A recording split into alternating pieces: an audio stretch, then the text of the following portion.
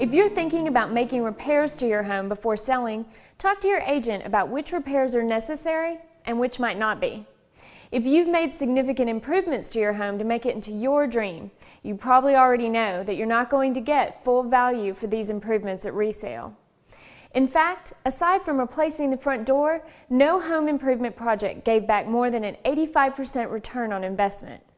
At best, that's a 15% guaranteed loss on your money. Recent improvements can help your house make a buyer's shortlist, but to first catch the buyer's attention and then to be the one the buyer ultimately chooses, pricing matters most.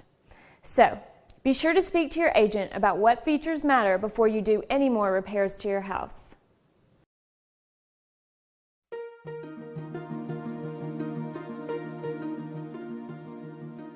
Staging a house is a bit different from improvements made over the years.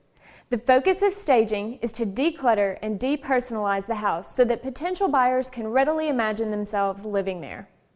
This might mean some landscape improvements to enhance curb appeal, putting some furniture in storage, moving items so that there's a clear path into each room, taking down the family photos, and repainting as necessary.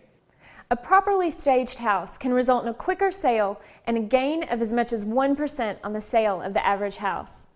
And the best part is that you don't have to guess what will make your house more appealing to buyers. Your real estate agent can arrange an appointment with a stager to make sure your house shines in comparison to the competition.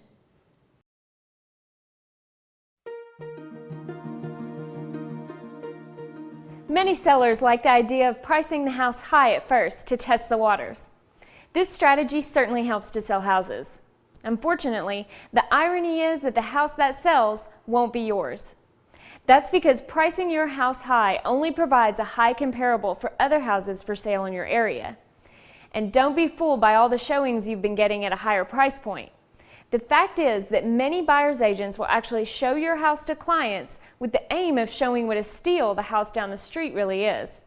For those buyers, seeing is believing. A recent survey found that sellers who followed their real estate professional's recommended price sold their houses 38 days faster, for up to 2% more, and with fewer price reductions than those who didn't.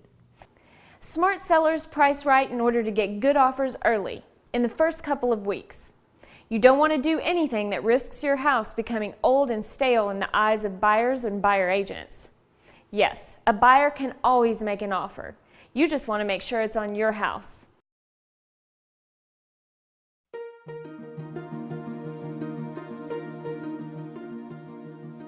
Some sellers like the idea of showing they're flexible and willing to negotiate. But pricing the house too high means running the risk of getting no offers. And then it won't matter if you're willing to negotiate if there's no one to negotiate with. Buyers who might have wanted to look at your house at the right price in the first few weeks of the listing now ignore it. They believe that either something is wrong with the house, or worse, that if they wait a bit longer, you'll lower the price again. At this point, you're just attracting bargain hunters. And in order to get their attention, any price reductions will have to be substantial.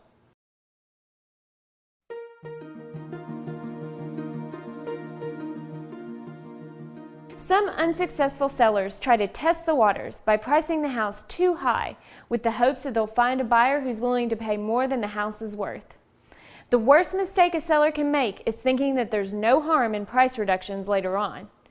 This is a classic pitfall that can lead to actually getting less for the house than it was worth to begin with.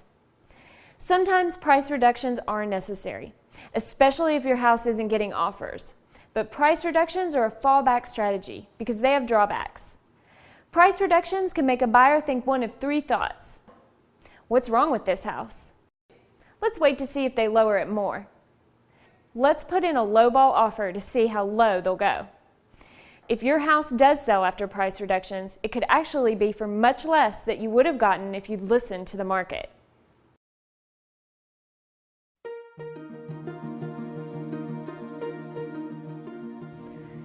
Real estate markets change all the time. You want to make sure that you're pricing the house ahead of the curve, no matter the market. Let's look at a real-world example. A house priced at $100,000 is for sale in an area that's seen price declines of 5% every 3 months.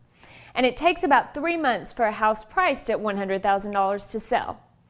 That means the same house might be listed 3 months from now for $95,000. To price the house right, a real estate professional might recommend a list price of $95,000 now to ensure that the house remains competitive with new listings.